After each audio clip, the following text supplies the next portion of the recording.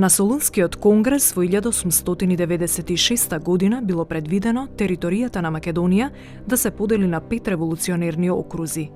Според првичната верзија, тогаш бил предвиден Струмичко-џумајски округ.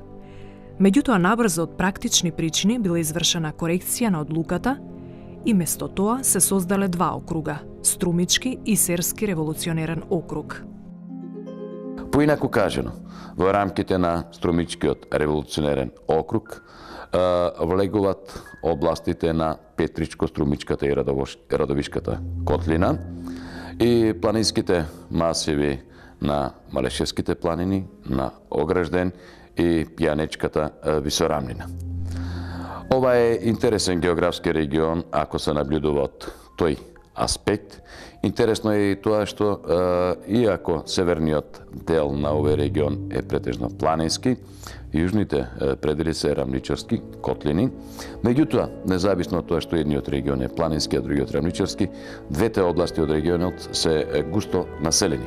Гоце Делчев, баш најрано, го согледал значењето на овој регион и уште за време на неговото учителствување во Штип во 894-895 година воспоставил еден комуникацијски канал од Штип во правец кон бугарската граница кон Ветрен.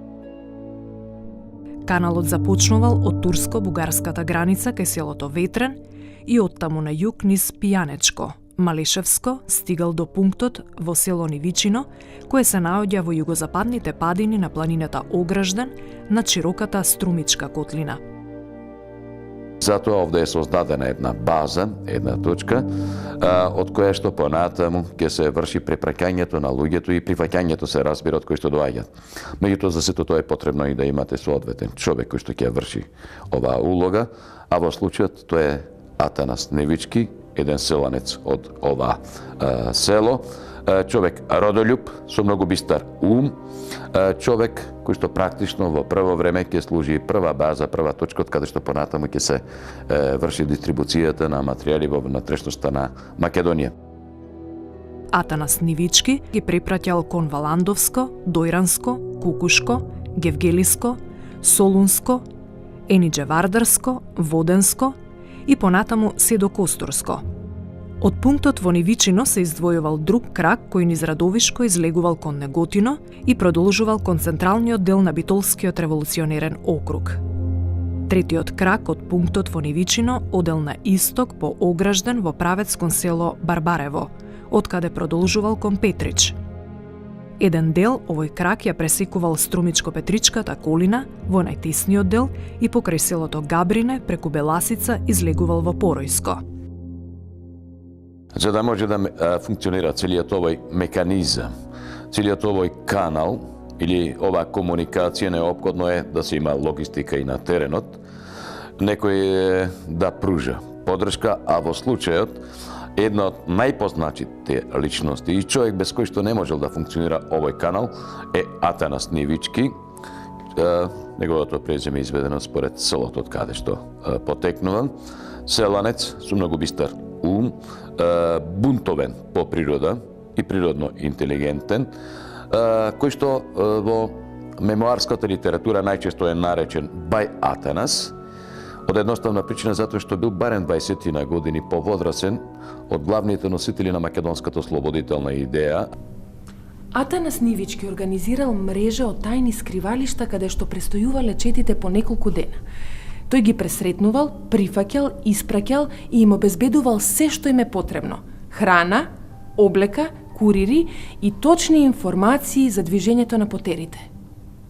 Овој човек за прв пат е ангажиран, барем она што го сведочат документите од Гоце Делчев, ја добива својата улога во 1897 година, за време на изведувањето на првата голема акција при обидот за киднапирање на еден бег во Струмичкиот регион и практично тогаш избива она организаторска улога на Атанас Невички, бидејќи тој ја пружа сета неопходна логистика, како за прикривање на бегот, така и за воспоставување на комуникација помеѓу киднаперите и родителите на бегот за да се добие откупот. Низ пунктот во Нивичино, во организација на Атанас Нивички во 1902 година, безбедно и без никакви последици, Андон Ќосето ги ослободил Мис Стон и Катерина Цилка во близина на селото Градашорци. Поради овој настан, Атанас Нивички го добил својот втор прекар, фратер Атанас. Никогаш не сакал со своите луѓе да замине, да влезе на територијата на Бугарија, од едноставна причина, како што велел тој, ако заминат таму, ќе се развратат моите момчиња, ќе се расипат. Значи, тој со својата чета е постојано присутен околу своето село и таа негова улога ќе остане таква до крајот, се додека функционира македонското револуционарно движење, практично до поделбата на Македонија за време на Балканските војни. Повеќе војводи кои што се истакнале со своето дејство во овој револуционерен округ и кој ќе погледнеме сликата за овие војводи, кој ќе ги видиме нивните биографии, заклучуваме дека тие потекнувале од различни средини. Некои биле писмени, некои биле помалку писмени или неписмени, некои имале војно искуство заради образованието, некои немале војно искуство.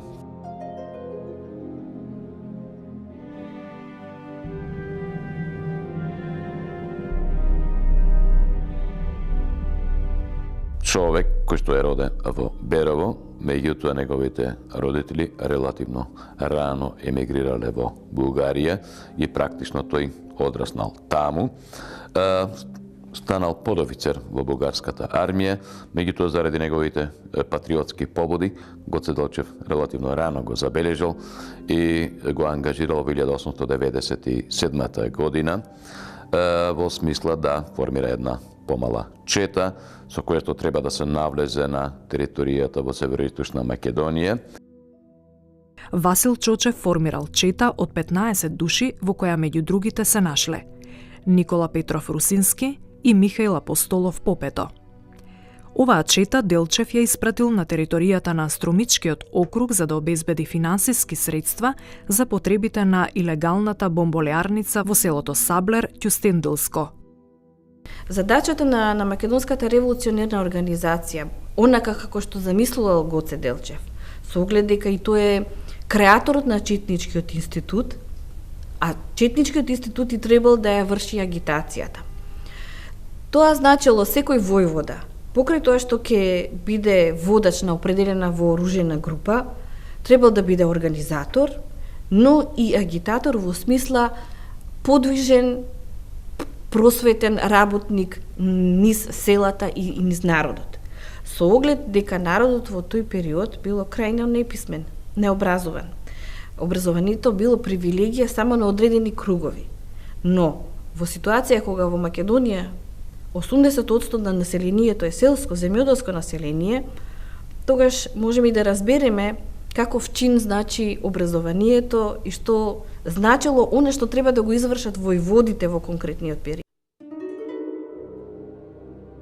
Од кога дошол Делчев во четата, оваа чета својата активност ја поместува нешто на југ од Малешевските планини и се спушта на југ кон Струмичко, стапуваат во врска со председателот на Струмичкиот околиски комитет Стојан Георгиев, со Атанас Нивички и други активисти од Струмичко и кројаат планови. Идејата е да се киднапира некои од струмичките бегови, да се добие откуп за тоа. На крајот во работата отишла до таму што успеале во септември 1997 година да го киднапираат Назлан Бек во непосредна близина на селото Василево. Тој бил сочекан во моментот кога се враќал од пазарот Струмица. Со четата раководи лично Гоце Делчев, дури тој е човекот кој што прв се пуштил да го собори бегот од коњот, бегот припадот, успеал да го извади својот револвер и да стрела, но благодарение на интервенцијата на Михаил Апостолов Попето, Делчев е заштитен, меѓутоа самиот Михаил бил ранет во неговата десна рака, во дланката. Независно тоа, бегот е совладан, врзан и многу брзо е поведен кон огражден во правец кон селото Невичино, а оттаму е прикривен известно време, речиси околу месец дена, во Малешевијат. Додека бегот се држи таму во колибите кои што били импровизирани и создадени за таа потреба, во меѓувреме е стапено во контакт со роднините на бегот во Василјево и во Струмица, е поберан откуп од 6000 турски лири.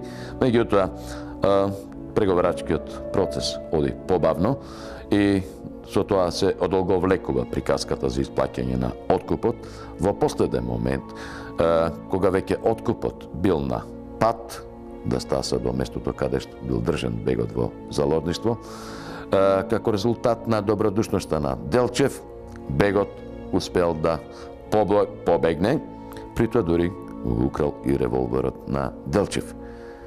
Враќајќи се назад, бегот ги пресретнал своите кои што веќе го носеле откупот и на тој начин, и самиот се ослободил, пропаднали парите за организацијата. Веднаш потоа, низ Струмичко-Менешевскиот регион се распрснале голем број на османски потери во потрега по четата која што го киднапирала бегот. Делчев и поголемиот дел од четата веднаш се повлекуваат на територијата на Бугарија, но само по 20 на дена, откако стигнале потерите, Делчев повторно назад во овој регион ќе го испрати овој пат Никола Петров Русински, и кој што ќе остане тука некаде до крајот на декември месец, повторно вршејќи обиколки по селата и проповедајќи ја ослободителната идеја меѓу населението. Во април 1898 година Гоце Делчев во Струмичкиот округ испратил тројца поранешни легални раководители, овој пат во улога на војводина Чети, така Стојан Георгиев бил назначен за војвода во Струмичко, Ефрем Чучков за Малешевско и Тодор Станков за Радовишко.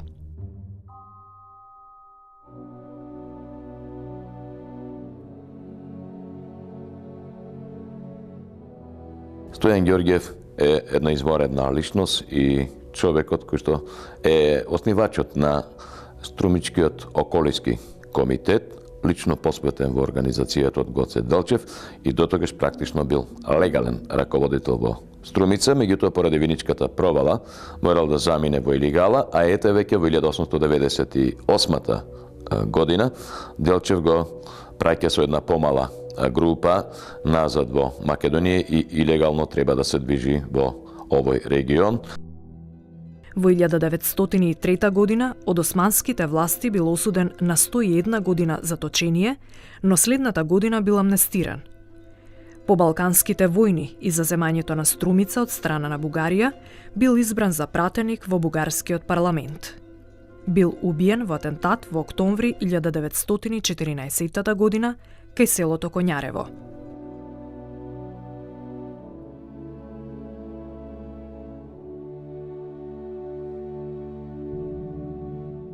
Втората личност, кој што бил испратен исто така во текот на 1898 година како привремен војвода на Чета во Струмичкиот револуционерен округ, е Ефрем Чучков, човек кој што претходната 1897 година бил раководител на комитетот на Македонската револуционерна организација во Пекчево.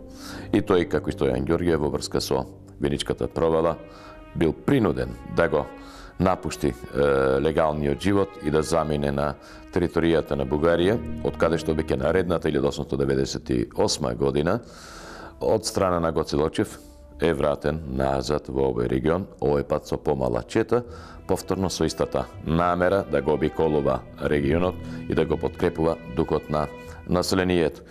И ова е изморедно интересна личност кој што има значајна улога и во наредниот период во македонското револуционерно движење.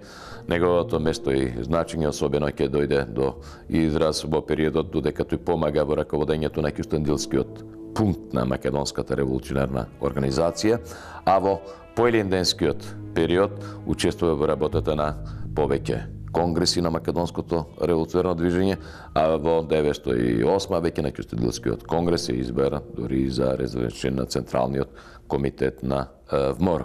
Непосредно пред да стане војвода на Четата во Радовишко во април 1898 година бил предаден и осуден на 6 години затвор. но успеал да избега и се засолнил во Бугарија. За време на востанието се борел во Одринско, но потоа пак се вратил во Софија, каде загинал 1938 година.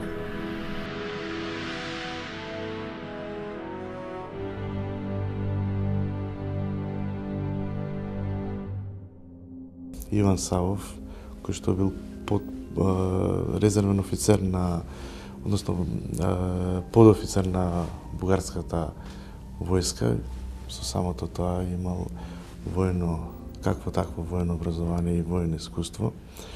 Тој ќе се истакне во Петричкиот дел од овој револуционерен округ и како и многумина нема да дочека да ја види Македонија слободна, ниту пак да го дочека оној најважен момент во делувањето на Македонската револуционерна организација, кревањето на Илинденското востание, проста причина што кој ќе биде назначен за војвода во Кочанско, многу брзо после тоа ќе биде ликвидиран заедно со целата чета, односно ќе падне во стапица поставено од османлиските војни единици во мај 1902 година. Челно место меѓу војводите во Струмичкиот револуционерен округ зазема Христо Чернопеев. Неговото вистинско име е Черњопеев, меѓутоа поради псевдонимот Христо, народот тоа го прифатило како негово лично име, а неговото име и презиме ги споил во едно како Чернопеев. Најтесно со историјата на револуционарното движење во овој округ е поврзано името на Христо Чернопеев. Чернопеев всушност е човек родом од Бугарија, Дерманци, резервен подофицер од бугарската армија, кој што со македонското движење се запознал некаде во 1898-99 година. Тој набрзо е привлечен од страна на Гоце Делчев и преку него поопширно се запознал со постулатите на македонското движење, па во тој контекст Гоце Делчев во 1900 година го испратил Христо Чернопеев при Централниот комитет во Солун. Неговата првична задача и обврска е да ги обучува внатре во Солун илегалците на македонското револуционарно движење во ракување со оружје. Меѓутоа, набрзо после тоа, тој е препратен во четата кај Михаил Апостолов Попето, практично во онаа институција која што представуваше своевидна школа за војводи во Македонија. И по краток престој во оваа чета, Чернопеев е произведен во чин војвода и станал водач на сопствена чета, која што известно време ќе се движи во Кукушкиот и Гевгелискиот регион. И оваа чета тука ќе обстојува некаде до средината на февруари 1901 година, кога поради настаните во врска со Солунската провала, ќе го има и првиот сериозен судир со османските власти кај селото Бајалци, Чернопеев ќе биде принуден да привремено да го напушти регионот и да се врати назад во Бугарија. Кога Централниот комитет донел одлука за востание, Христо Чернопеев истата ја прифатил со критика. Тој сметал дека Струмичко е премногу осиромашено за борба. Дотолку повеќе во април неговата чета од 130 борци била постојано напаѓена од османлиската војска. Поради загубите што ги претрпел, како и поради потрошената муниција, тој бил принуден да се врати во Бугарија. Кога станува збор за Христо Чернопеев, неговото име ќе стане вистински синоним за Струмичкиот округ во поилинденскиот период од 1904 година па натаму.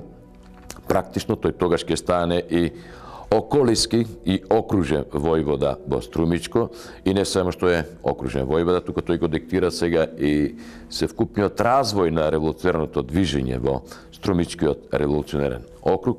Општо познато е дека тој припаѓа на онаа групација која што го поддржува реформско-демократскиот курс во македонското револуционарно движење, тоа значи спроведување на широка демократизација и децентрализација во организацијата за разлика од претходниот период.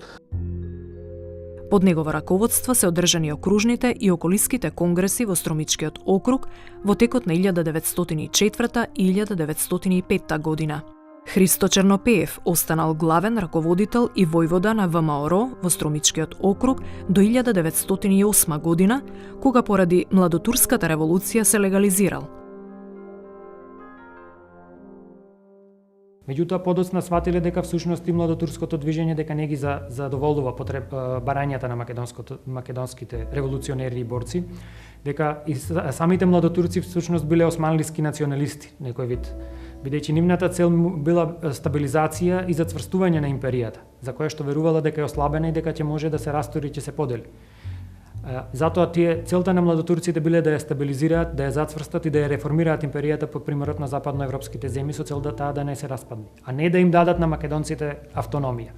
Во тој контекст во 1911 година тој заедно ќе се поврзе со Тодор Александров и со него ќе учествува во возобновувањето на старите структури на внатрешната револуционерна организација. На крајот Христо Чернопеев ќе загине во 1915 година во екот на Првата светска војна при судир со француските војски кај Криволак. Меѓу позначајните војводи во Струмичкиот округ се вбројува и Костадин Коста Мазнејков. Тој имал солидно образование и бил учител во Добријци и во Робово. Многу млад се приклучил кон македонското револуционерно движење, кој ќе гледаме биографиите на револуционерите, забележуваме дека многумина од нив се учители.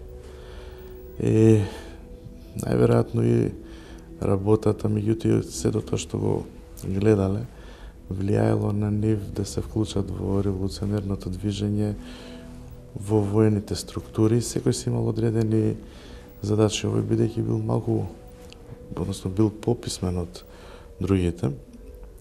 Бил едно време секретар во четата на Иван Савов, значи на еден подофицер што бил порано подофицер во бугарската војска, меѓутоа со тек на време Мазнеков се истакнал и тој ќе стане еден од војводите во овој револуционерен округ. Особено активен во 1903 година, тогаш со четите, се здружува со четите на Чернопеев, на Дечев и создават една поголема воена групација која што во текот на месец април и во текот на месец мај има неколку жестоки битки со османлиските воени сили. На 24 мај, четата на Коста Мазнејков била откриена кај местноста Смрдеш во близина на селото Дедино, Радовишко. Битката траела цел ден, а на помош на опколената чета им пристапила селската милиција од околните села. Во битката загинал војводата Коста Мазнејков со уште 12 соборци. Додека се одвивала оваа битка, на помош тргнал и војводата Никола Жеков, но неговата чета по пат била откриена и нападната од друга турска единица. Во оваа одвоена битка, четата на Жеков издржала до навечер, кога се пробила на јуриш со бомби. Четата се извлекла со неколку ранети, меѓу кои и војводата. Османските војски, бесот поради своите загуби во овие битки, го истуриле врз цивилното население од овој крај. Борбата за слобода бара жртви, не случајно таква била и заклетвата на организацијата, и она што лесно се забележува, не се штеделе. Значи не говорам само загинале, па сега ќе објаснуваме дека тоа го направиле со цел токму тоа направено, меѓутоа и во тие борби со османлиските сили воопшто не се штеделе и навистина биле на некој начин пример за борците, за комитите, затоа што доколку војводата покаже храброст во дадена состојба или доколку покаже итрина да се надмудри секогаш посилниот, побројниот, подобро обучениот противник, тоа секако влијае и врз однесувањето на борците. Според своето херојство и принесената саможртва пред олтарот за слободата, значајно место во Струмичкиот округ зазема војводата Крсто Георгиев Новоселски. Од 1902 година Крсто Новоселски станал војвода на четата во Струмичко. По 1903 година Крсто Новоселски станал водач на самостојна чета и со неја се движи низ Струмичкиот регион. За него е многу интересен настанот на кој што тој е прогонуван од османските власти и она што се случило на територијата на Струмичкиот округ заради неговиот прогон. Најпрем во февруари 1905 година четата на Крсто Новоселски е опколена во селото Куклиш, Струмичко, и по повикот од власта да се предадат, четниците се забарикадирале во куќите и отвориле оган по дојдените војски однадвор. При тоа се развива жестока битка која што трае цел ден, а приквечер четниците успеале да се извлечат без ниеден ранет, без ниеден повреден. Бесот од овој пораз на османските војски е исторен врз населението од оваа село. Практично некаде околу 2/3 од куќите во ова село се запалени и изгорени од страна на османските власти, при што настрадал и најголем дел од цивилното население. За овој настан, за прогонот на четата и палењето на селото Куклиш поради престојот на четата на Крсто Новоселски во овој крај, интересни се сведоштвата на руските представници при министерските сили и руските офицери, кои што потоа дошла на лице место, извршиле увид и ги даваат сите податоци како безмилосно се однесувала војската во моменти кога не можела да се справи со четите, практично удирала по цивилното население и по нивниот имот. Во декември 1905 година во село Костурино била откриена четата на Крсто Новоселски. Тој веднаш сакал да се пробие низ османлискиот обрач, при што настрадал поголемиот дел од неговата чета. Војводата бил застрелан во нога, меѓутоа нашол засолниште во соседното село. Се засолнил во куќата на баба Фидана. Меѓутоа, османските власти постојано биле зад неговите петици, ја следеле неговата трага и на крајот стаселе до куќата каде што тој се прикривал, го обколиле и побарале да се предаде. Тој немајќи избор, на крај самиот си го одзел животот со собствениот револвер. Од Новосело потекнува уште еден истакнат раководител, интелектуалец и војвода, станува збор за Мануш Георгиев Турновски. Поради солунските атентати во 1903 година, Мануш Георгиев станал нелегален и влегол во четата на Христо Чернопеев. Овој интелектуалец набрзо бил назначен за секретар во четата на Димитар Попстаматов. Мануш Георгиев со својата чета престојува во селото Долна Рибница, Петричко, денес на територијата на Република Бугарија. Неговата чета брои 24 мина.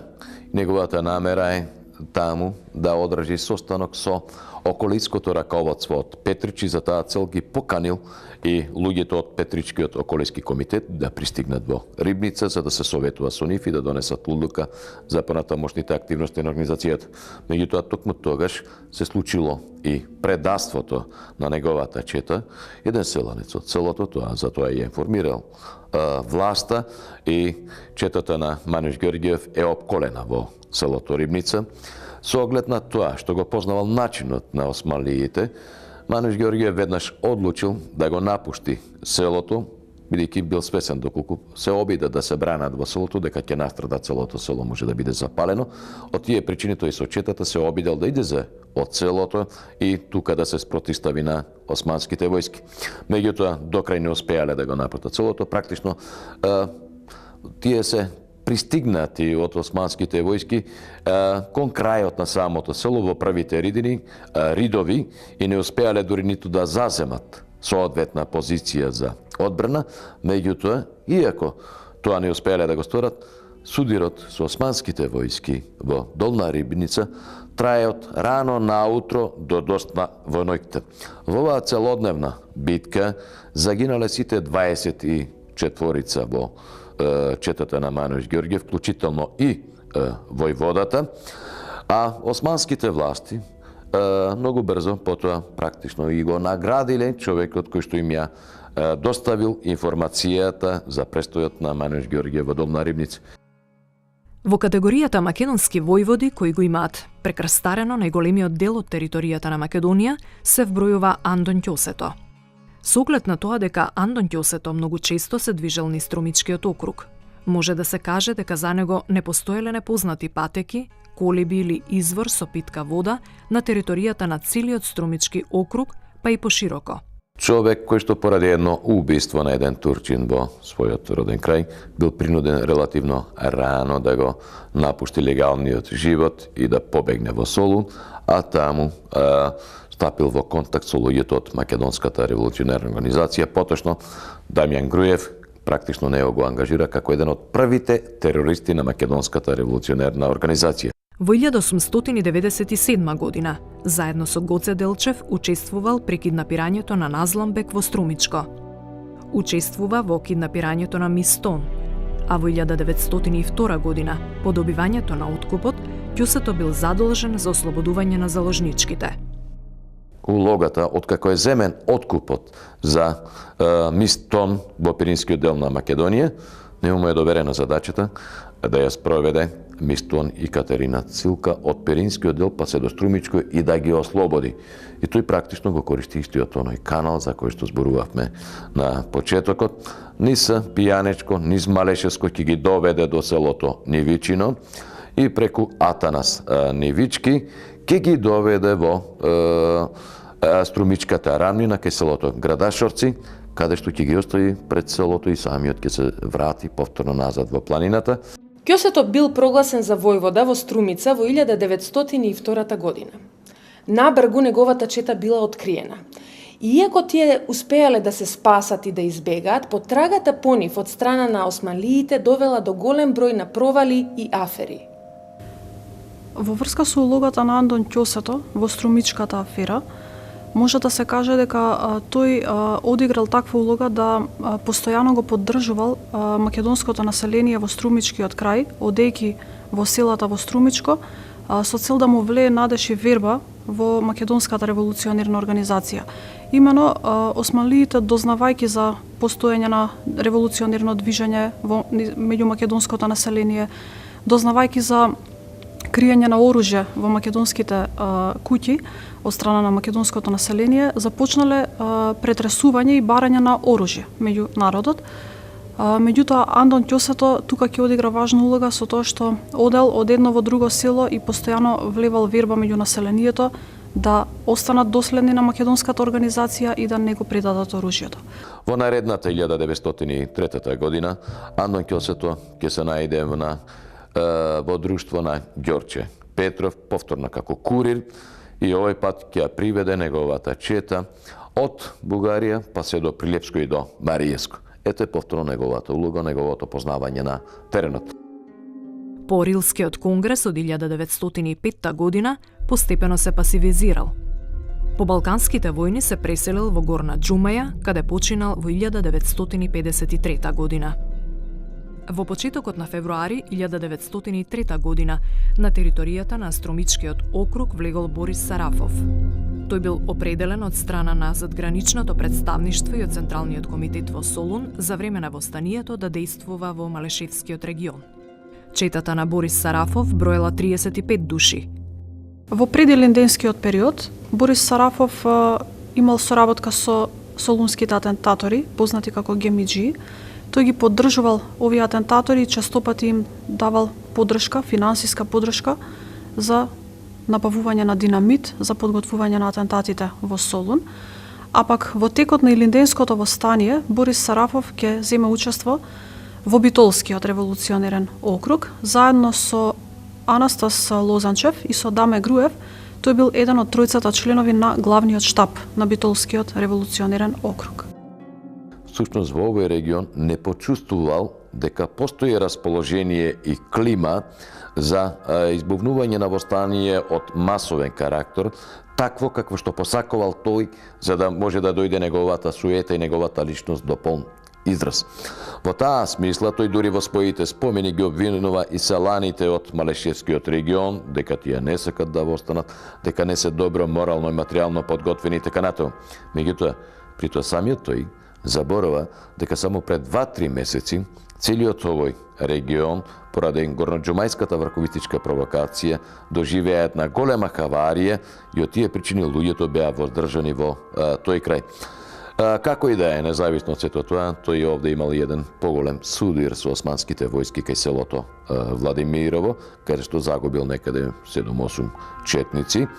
Од тука, после овој судир, тој се спустил нешто подлабоко во Малешевијата и се обидувал да го опипа пулсот и понатаму забележал дека не постои такво расположение за масовно востание, па нешто подасно оттаму се спустил кон Невичино, а од тука свртал кон Радовишко, се вртал и во Радовишкиот регион, и откако согледал дека навистина не постои такво расположение, самиот стапил во контакт со Централниот комитет, а неговата намера била да се замине таму, каде што се очекува многу помасовно движење, и добил дозвола од Централниот комитет да замине во Битолскиот револуционерен округ, а тој, уште дури не дочекувајќи комплетно целата препорака, многу брзо потоа преку Вардар заминал на територијата на Битолскиот револуционерен округ, задаш не е слава. По Илинденското востание, извесно време околиски војвода во Малешевската околија на Струмичкиот округ бил Сандо Александар Китанов, а во 1900 година станал учител, а воедно и раководител на организацијата во Горна Џумаја. Александар Китанов првин учителствувал во овој дел од Македонија и учествува при создавањето на основните јадра на организацијата во овој крај, но некаде во 1901 година тој е принуден да го напушти легалниот живот и да навлезе во четите. Извесно време се движел во четата на Јане Сандански, потоа во четата на Христо Чернопеев, а по Илинденското востание самостојно превземе и раководи чета, при што действува како војвода во Малешевскиот, во Џумајскиот регион.